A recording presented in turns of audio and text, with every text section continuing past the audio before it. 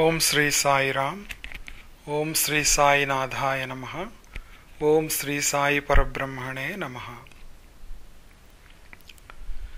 ఈరోజు సత్సంగంలో సాయి గీత అనే సిరీస్లో మనము భక్తి యోగం గురించి మాట్లాడుకుందాం. ఇంతకుముందు మనం కర్మయోగం గురించి బాబా ఏం చెప్పారు అనేది చెప్పుకోవటం జరిగింది. ఇప్పుడు భక్తి యోగం గురించి కొన్ని విషయములు చెప్పుకుందాం. అసలు భక్తి అంటే ఏమిటి? భగవంతుని పట్ల ప్రేమ ఉండటమే భక్తి అంటారు. ఈ భక్తి ఎప్పుడైతే ఏమి ఆశించదో అప్పుడు దానిని మనము శరణాగతి అంటాము. అట్లనే ఇంగ్లీష్లో సరెండర్ అంటాము. మనం ఎవరినైనా ప్రేమించాలి అంటే వాళ్ళ గురించి మనకి తెలియాలి, వాళ్ళ మీద మనకి ఇష్టం ఏర్పడాలి. అట్లానే మనకి దేవుడి మీద ప్రేమ ఏర్పడాలి అంటే దేవుడి గురించి మనం తెలుసుకోవాలి. మనకి భక్తి ఉన్నదా లేదా అని ఎవరికి వాళ్ళు ఒక్కసారి పరిశీలించుకోవాలి. ఆ ప్రశ్న అందరికీ ఏదో ఒక టైంలో వాళ్ళ మనసుల్లో రావాలన్నమాట. నిజంగా మనకు కనుక భక్తి ఉంటే మనము భగవంతుడిని ఎట్లా చూస్తాము?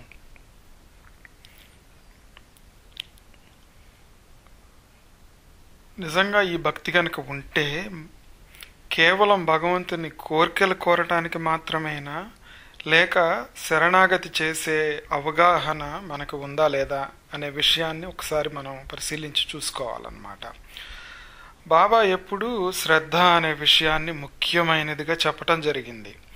ఈ శ్రద్ధ అంటే ఏంటి? అసలు శ్రద్ధ అంటే తిరుగులేని నమ్మకం కలిగి ఉండటం. ఎటువంటి పరిస్థితుల్లో కూడా చెరగని నమ్మకము ఉండాలి. నీవు నమ్మిన గురువు మీద కానీ లేదా దేవుడి మీద కానీ అత్యంతమైనటువంటి ఆ నమ్మకము ఉండాలన్నమాట.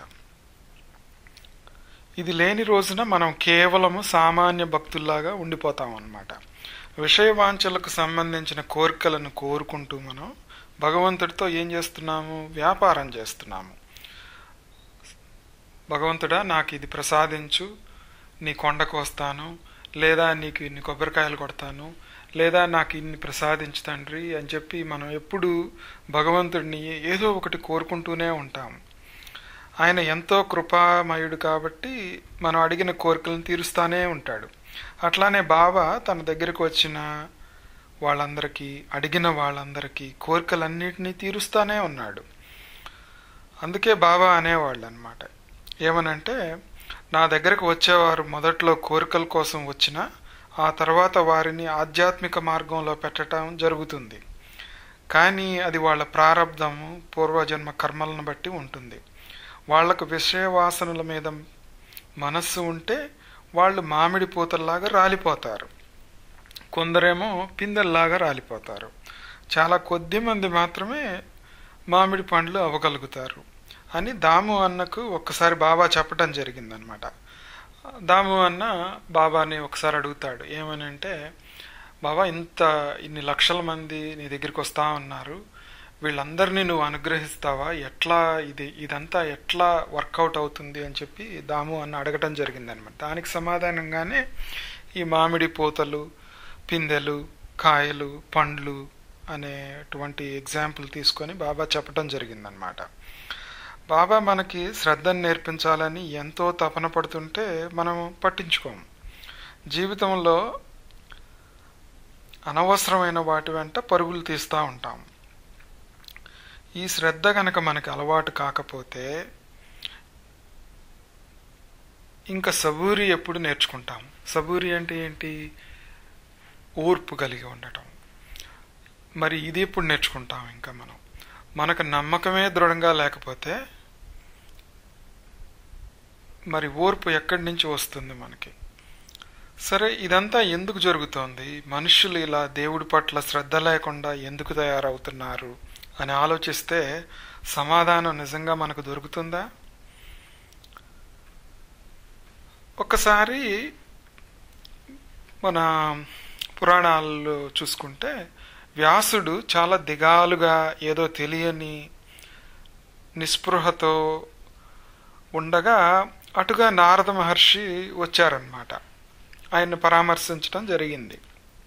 అప్పుడు వ్యాసుడు నారద మహర్షిని ఇట్లా అడిగారు, నేను ఎందుకు ఇలా ఉన్నానో అర్థం కావటం లేదు మహర్షి, మీరైనా దీనికి ఒక రకమైనటువంటి సమాధానం చెప్పండి, నన్ను ఉద్ధరించండి అని చెప్పి నారద మహర్షిని వేడుకోవటం జరిగిందనమాట. అప్పుడు నారద మహర్షి, ఓ పరాత్పర పుత్ర, వేదాలను విభజించావు, బ్రహ్మసూత్రాలను రాశావు, పంచమ వేదమైన భారతాన్ని ఇచ్చి దాంట్లో భగవద్గీతను కూడా మనం ప్రసాదించావు.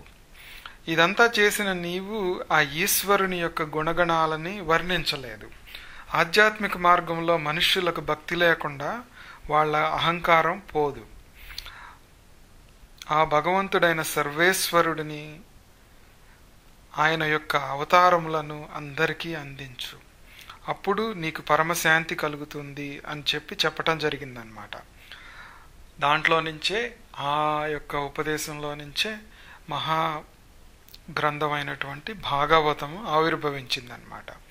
ఈ భాగవతమే భక్తికి అసలైన మార్గంగా చెప్పబడింది. అందుకే బాబా కొంతమందికి భాగవతం చదవమని చెప్పటం జరిగిందనమాట. ఈ భాగవతంలో కూడాను 11వ స్కందాన్ని బాబా ఎంతగానో చదవమని చెప్పేవాళ్ళు అనమాట. ఎందుకంటే దాంట్లో చాలా విశేషాలు, చాలా విషయాలు మన ఆధ్యాత్మిక మార్గానికి ఉపయోగపడేటువంటివి ఎన్నో ఉన్నాయి అన్నమాట. దాంట్లో ఆ భక్తి మార్గం ద్వారా ఆ భగవంతుడిని ఎట్లా చేరుకోవాలనేటువంటి చాలా సీక్రెట్స్ ఆ 11వ స్కందంలో పొందుపరచడం జరిగిందనమాట. సరే, భాగవతం అంటే ఏమిటి అసలు?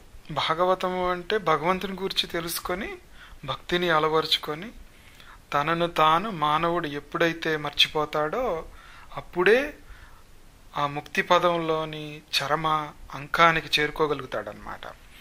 అంటే లాస్ట్ స్టేజ్కి వెళ్ళగలుగుతాడనమాట.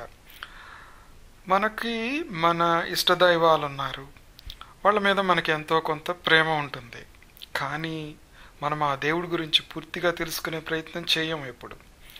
ఇక్కడే మనం మాయలో పడతా ఉంటాం అన్నమాట.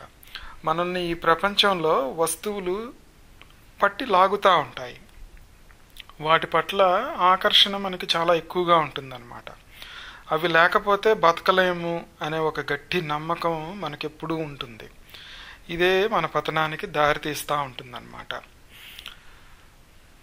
ఒక్కసారి మహాభారత యుద్ధానికి ముందు దుర్యోధనుడు, అర్జునుడు కృష్ణ పరమాత్మ యొక్క నివాసానికి వచ్చి ఆయన యొక్క సహాయాన్ని అర్థిస్తారన్నమాట.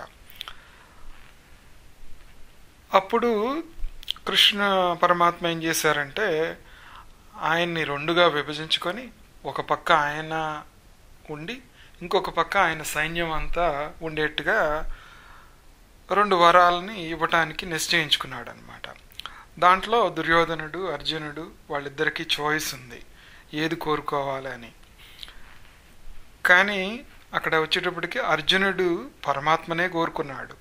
దుర్యోధనుడు మాత్రం చాలా కంగారుగా ఉండి ఎక్కడ అర్జునుడు ఆ సైన్యం మొత్తాన్ని కోరుకుంటాడో అని గాబరా పడ్డాడనమాట. మొత్తానికి అర్జునుడు పరమాత్మను కోరుకున్నప్పుడు దుర్యోధనుడు చాలా సంతోషపడి ఆ సైన్యాన్ని కోరుకున్నాడు అనమాట. తర్వాత దుర్యోధనుడు తన వాళ్ళ దగ్గరికి వెళ్ళి, పిచ్చి అర్జునుడు యుద్ధం చేయనటువంటి కృష్ణుడిని కోరుకున్నాడు, మనకి విజయం డెఫినెట్గా వస్తుంది, మన వైపే ఎక్కువ సైన్యం ఉంది అని చెప్పి చాలా మురిసిపోయాడు అనమాట.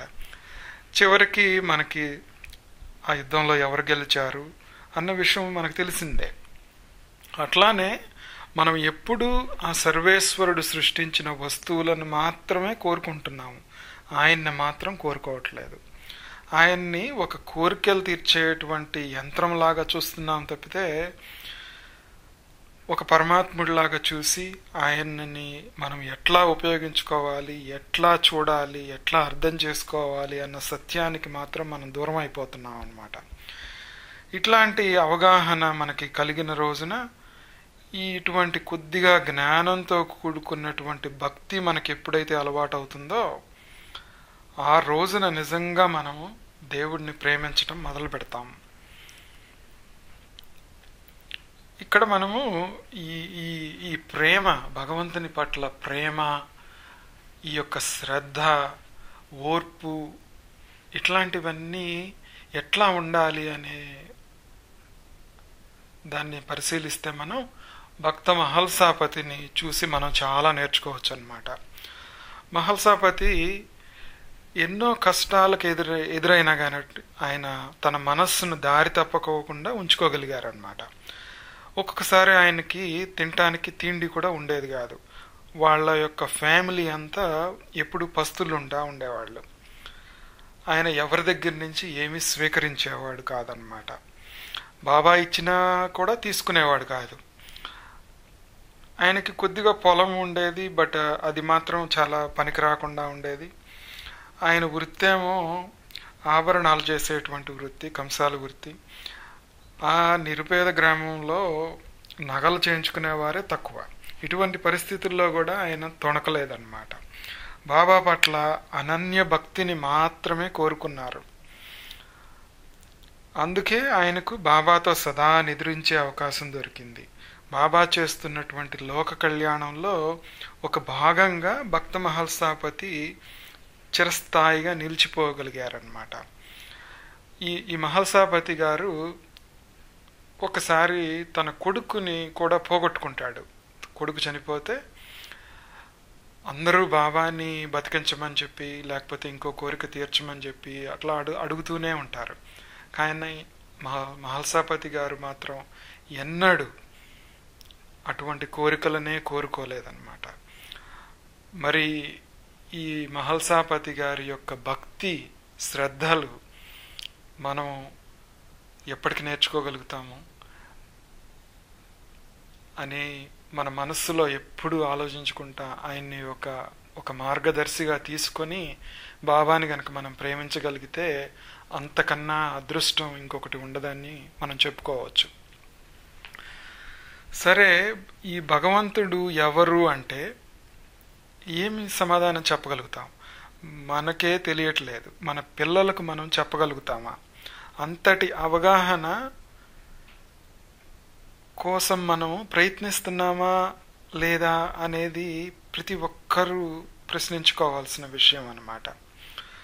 ఒకసారి నానా చందోర్కర్ బాబాని ఈ కింది ప్రశ్నలు అడగటం జరిగింది. ఏమిటా ప్రశ్నలు అంటే, బాబా, భగవంతుడంటే ఎవరు? భగవంతుడు ఎట్లా ఉంటాడు? ఎక్కడ ఉంటాడు? ఆయనని ఎట్లా చూడాలి? ఈ 4 ప్రశ్నలు కనుక మనం ప్రశ్నించుకోగలిగితే, వాటికి గనక సమాధానం మనకి దొరికితే మన జన్మ ధన్యం అయిపోతుంది అన్నమాట. ఈ ప్రశ్నలకు బాబా ఇట్లా సమాధానం చెప్పారు. బంధాలతో, విషయవాంఛలతో ఉన్నవారు మంచి చెడుల గురించి తెలుసుకోలేరు. అట్లానే భగవంతుడిని అర్థం చేసుకోలేరు. వాళ్లకు మానవత్వం బహు తక్కువగా ఉంటుంది. ధర్మ మార్గం అనేది తెలియదు. ఎప్పుడూ ఈ ప్రపంచం అనే సాగరంలో మునిగి శాస్త్రాల పట్ల, సంతుల పట్ల, గురువుల పట్ల శ్రద్ధ లేక బతుకుతూ ఉంటారు. వారు భగవంతుని కాక నరకానికి చేరుకుంటారు. ముముక్షువులు బంధాలతో విసిగి వివేక విచారములతో సదా భగవంతుడినే కోరుకుంటారు. వాళ్ళు తప్పకుండా ధర్మ మార్గంలో నడుస్తారు. వీళ్లే సాధకులై, జాగరూకులై భగవంతుని స్మరిస్తూ తపోధ్యానాదులతో జీవనాన్ని సాగిస్తారు. వాళ్ళు సంసారంలో ఉన్న భగవంతుడిని మిక్కిలి శ్రద్ధతో కొలుస్తారు. భగవంతుడిని నుంచి వాళ్ళు ముక్తి తప్పితే వేరేదేమీ కోరుకోరు. వారికే నేను గురువు రూపంలో కనిపిస్తూ ఉంటాను. ఈ శరీరం వాళ్ళు కాదు అని తెలిసేట్లు చేసి వారిలోనే పరమాత్మ ఉన్నాడని చూపించటమే, మరియు వారే ఆ భగవంతుడిని వాళ్లలోనే దర్శించటమే పరమావధిగా ఈ గురువుగా నా కర్తవ్యాన్ని నేను నిర్వర్తిస్తూ ఉంటాను. అప్పుడు వారికి భగవంతుడు సర్వవ్యాపి అని, అన్ని రూపాలలో తనే ఉన్నాడని అనుభవం కలుగుతుంది. కదిలేవి కదలనివి అంతా దేవుడే అని వారికి అనుభూతి అవుతుంది. దేవుడు లేని స్థలమే లేదని అర్థమవుతుంది. కానీ మాయ అనే తెర వలన ఇది చాలా కష్టం అనిపిస్తూ ఉంటుంది. ఆ మాయను కేవలం గురుకృప ద్వారా మాత్రమే దాటగలుగుతాము. గురువు పట్ల శ్రద్ధ, ఆ తర్వాత ఈ కర్మలను నశింప చేసుకునేదాకా ఓర్పు కావాలి. అప్పుడే మానవుడు కృతార్థుడవుతాడు అని బాబా చెప్పటం జరిగింది.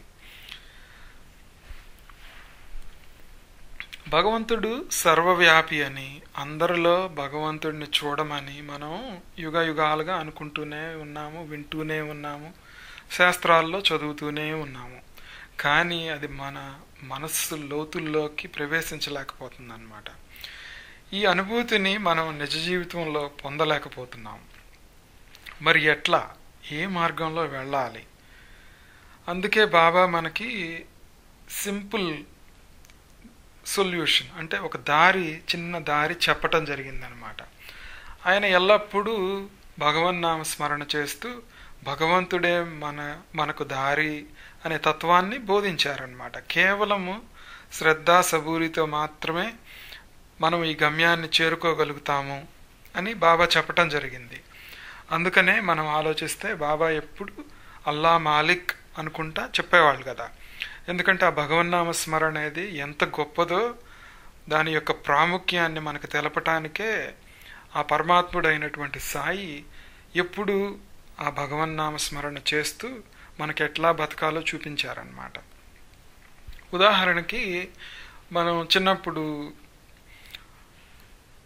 కొన్ని మాటలు తప్పు రాయటం కానీ, మన టీచర్స్ మన చేత ఏం చేయించేవాళ్ళు, కాంపోజిషన్ లాగా ఆ తప్పు రాసినటువంటి మాటని చాలాసార్లు రాపించి స్పెల్లింగ్స్ కరెక్ట్ చేసుకొని ఇట్లాంటివన్నీ మన చేత చేయించేవాళ్ళు. దీనివల్ల ఏమైంది, మనకి ఆ తప్పుని సరిదిద్దుకునే అవకాశము ఈ రిపిటేషన్ మూలాన, దీన్ని మాటి మాటికి రాయటం మూలాన తొలగిపోతుందన్నమాట.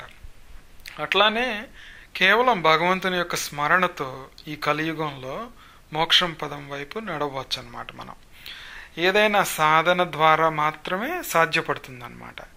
ఈ సాధనలో మనకి ఒక మార్గదర్శి అంటే గైడ్ కావాలి అని చెప్పి బాబా చాలా గట్టిగా చెప్పడం జరిగిందనమాట. బాబా ఒకసారి ఈ అరణ్య మార్గంలో వెళ్ళేటప్పుడు తోడేళ్ళు, సింహాలు అన్నీ ఉంటాయి. మనం గనక ఒక మార్గదర్శి లేకపోతే ఎట్లా వెళ్ళాలో ఎటు వెళ్ళాలో తెలియకపోతే చాలా ఇబ్బందుల్లో పడతామని చెప్పేసి చెప్పటం జరిగిందనమాట. లేకపోతే ఏమవుతుంది, ఈ అరణ్యంలో మనం దారి తప్పుతాం అన్నమాట. ఈ సంసారం అనే అరణ్యంలో దారి తప్పి ఆ మాయ అనేది మనల్ని మింగేస్తూ ఉంటుంది అన్నమాట. అందుకని మనం చాలా జాగరూకులమై ఉండి చాలా జాగ్రత్తగా మసులుకోవాలన్నమాట. బాబా ఇంకా ఏం చెప్పారు మనకప్పుడు, సర్వవ్యాపకత్వం గురించి చెప్పారు. చాలా చోట్ల గాడ్ ఈజ్ ఎవ్రీవేర్ అంటే భగవంతుడు అన్ని చోట్ల ఉన్నాడు, అన్నింటిలో ఉన్నాడు అని చెప్పేసి చెప్పటం జరిగింది. ఎట్లా మనకి భగవద్గీతలో కూడాను కృష్ణ భగవానుడు విభూతి యోగంలో ఆయన ఏ ఏ రూపాల్లో ఎట్లా ఉన్నాడు ఈ యొక్క యూనివర్స్లో, ఈ యొక్క ప్రపంచంలో ఆయన్ని ఎట్లా చూడాలి అనే విషయం చెప్పటం జరిగిందనమాట. ఈ సర్వవ్యాపకత్వాన్ని మనకు అలవాటు చేయడానికే బాబా ఏం చేశారు, వివిధ రూపాల్లో మనకు దర్శనమిచ్చి వారి కర్మలు వాసనలకు అనుగుణంగా వారిని నడిపించి మార్గదర్శకత్వం చేయటం జరిగిందనమాట. కేవలము సాయి లాంటి పరమ గురువులు మాత్రమే ఈ విధంగా మనల్ని ఉద్ధరించగలుగుతారనమాట. ఆయన జంతువుగా వచ్చిన, మనిషిగా వచ్చిన, గురువుగా కనిపించిన, మనకి ఇష్టదైవంలా కనిపించిన, ఇదంతా మనకి ఈ భావనను అంటే ఏంటి, ఈ సర్వవ్యాపకత్వం అంటే ఈ భగవంతుడు అన్ని చోట్ల ఉన్నాడు, అంతటా వ్యాపించి ఉన్నాడు అనే విషయాన్ని మనకి అనుభవపూర్వకంగా, ఊరికనే థియరిటికల్ నాలెడ్జ్ కాకుండా దాన్ని మనం ఎక్స్పీరియన్స్ చేసేట్టుగా చూపించినటువంటి పరమ దయాళు అయినటువంటి పరమ గురువు అన్నమాట సాయి. అటువంటి మన సాయి పరమాత్మని ఆయన చెప్పిన బోధల్ని, ఆయన చెప్పినటువంటి భక్తి మార్గాన్ని మనం ఎప్పుడూ మర్చిపోకుండా దాన్ని అనుసరించాలని చెప్పి, దాన్ని అనుసరించే శక్తిని మనకు బాబా ప్రసాదించాలని చెప్పి కోరుకుంటూ ఈరోజు ఈ సత్సంగాన్ని మనం సశేషం చేద్దాము. ఓం శ్రీ సాయిరామ్. ఓం శ్రీ సాయినాథాయ నమః. ఓం శ్రీ సాయి పరబ్రహ్మణే నమః. ఓం శ్రీ సచ్చిదానంద సద్గురు సాయినాథ్ మహారాజ్ కీ జై.